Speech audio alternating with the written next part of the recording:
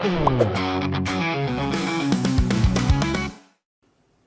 all of these associations have multiple thousands of doctors, sociologists, psychologists, and with PhDs in their respective fields backing the idea that sex and gender are different, effectively gaining the medical consensus for sex and gender being two different concepts, yet you have a different opinion. Okay, so sex and gender are two different concepts, but gender is tied to biology. So one of the big problems that you see in sort of the argument in favor of trans rights is this notion that gender and sex are completely separable. They're not completely separable. If they are completely separable, then this means that identifying people by their subjective gender really has no relevance as to whether they are a male or a female. Male and female are biological terms. So using terminology like male and female to describe a self-perception of maleness or femaleness is sort of a bizarre way of arguing whether a thing is a man or a woman. So here's my question. It's an argument that my friend Matt Walsh likes to make. What is a woman? Define what a woman is without reference to the word woman, please. So this is actually a logical fallacy called a red herring. You're asking me a question in order to actually challenge my question without actually No, it isn't. I'm saying that it really is not. I'm saying that biology, I'm agreeing with you that the notion of gender, which is effeminateness or masculinity, can be different from biology in the sense that biology is just pure male or pure female. But to suggest that there is such a thing as an effeminate male is not to suggest that an effeminate male is now a woman. Transgenderism makes the argument that if you believe that you are a woman, you are therefore a woman. Or if you believe that you are a man, you are therefore a man. I disagree with this. There are objective measures as to whether you're a man or a woman. There are objective measures as to whether you're male or female. There's certainly a spectrum with regard to effeminateness versus masculinity. That's certainly true, but that does not change the underlying sexual dichotomy that is the basis for all human reproduction. Yeah, you can answer. Right. So this dichotomy is a false dichotomy that isn't supported by any of the medical associations that I just named off. Then let me explain. None of the medical associations that I just named off would actually support the idea that gender is biological. This is something that's completely untrue within every single medical consensus. Well, then I will just say that anyone who suggests that gender has no reference whatsoever to biology, it's not connected in any way to biology, is just full of shit. Because if the reason I just have a question about something that you said. You state that American people come first and foremost, American values, American virtues, but you openly support platforms that take away trans people rights and openly do not agree with the fact that men can become women, women can become men. So number one, that's not taking away anyone's rights, that's a recognition of reality. And also 2 + 2 = 4 is not a reversal of anybody's rights. Anybody's opinion of what they are that runs counter to the actual facts of the situation, you have a right to say what you want to say, but you certainly do not have a right to demand that everybody else say it with you.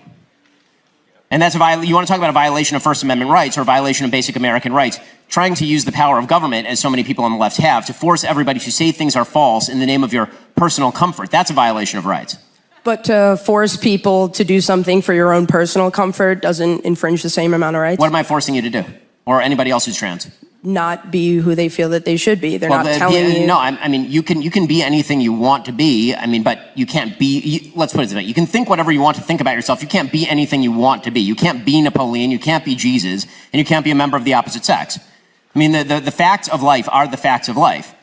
And declaring that everyone else should simply go along with what is in fact a counterfactual statement, a delusion, that's a violation of everybody else's rights. So the idea that you get to project onto everybody else your perception of self is so wild and bizarre a suggestion that it erodes the basic standard of truth and fact that is literally the basic for any even human conversation to take place. If we can't even tell what words mean anymore, if the only perception that matters is my own, that is the essence of narcissism. It's just you in a mirror looking at yourself and then demanding that everybody else say about you what you wish to say about yourself. That's not reality.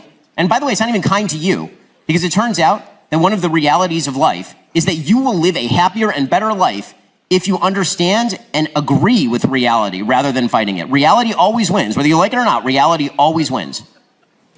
So in the same way that I guess people kind of have to accept that they won't be accepted, you're taking it. It's not about being accepted. It's about you have to accept. Let's say if you're a male and you believe that you're a female, or you're a female and you believe that you're a male, you're going to have to accept the baseline reality that what you think is false about you. Okay, if I think that I'm an amazing basketball player, no matter how strongly I think it, it's not true. And it's going to be, I can think that as much as I want to think it. And the minute I get on the basketball court and I put up a jumper that gets blocked by some dude who's 6'5", right, then everybody's going to realize I just wasn't that good at basketball. And no matter what I thought about myself, I still wasn't good at basketball. That's a reality. Do you think it's fair for the government to take those rights away? Again, you haven't defined even what the right is that you're talking about. You do not have a right to dictate to me what I think of you. And you certainly do not have a right to dictate to me what I think about reality, especially when what I think reflects reality and what you think does not. I'm not trying to convince you of anything. It's kind of like the government's trying to tell the people that they can't do something. You can do what you want to do. You just can't dictate to anyone else what they do about it. That's how human relations work. How come you can do the same thing? I don't even understand the question. I'm not doing the same thing. I'm not forcing you to do anything. I'm literally not forcing you to do anything. I'm telling you to leave me alone.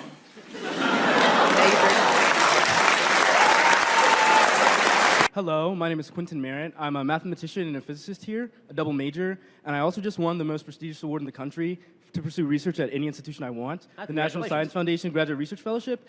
So I think I'm pretty, qualified to say that most of what you're saying is based on like old data. But my question to you, and so I want you all to like realize that. last month, but sure.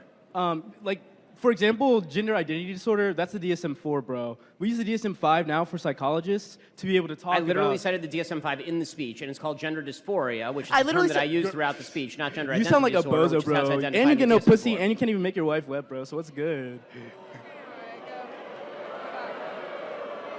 So, let me just say, the nice thing about having several small children is I don't feel the necessity to have my masculinity challenged by someone like you. If we're using a Western colonial idea of gender, then why should it apply? If we're using, because the gender binary is a Western colonialist framework of gender. You're right. Men and women don't exist in any other culture. No. Think about Native American. Nailed it. Third gender people. I'm not saying that. Third gender people exist in Native American societies, Western African societies, like Southern Native American societies, like Mexico. So in other places that are not white dominated, and like the United States or incorrect. Europe, and so you're saying white, so non-white people. I'm a mathematician and a physicist. You cannot tell me. So I have a question. And also, you're not a biologist. So I have a question. I'm 20. As a mathematician and a physicist, what in the hell do you know about human biology? And you got your law degree from Harvard. What do you know about biology? You got your law degree from Harvard. And frankly, I would ask another question. If your logic is so flawed as a mathematician and a physicist, I would suggest that whichever institution gave you an award, revoke it immediately.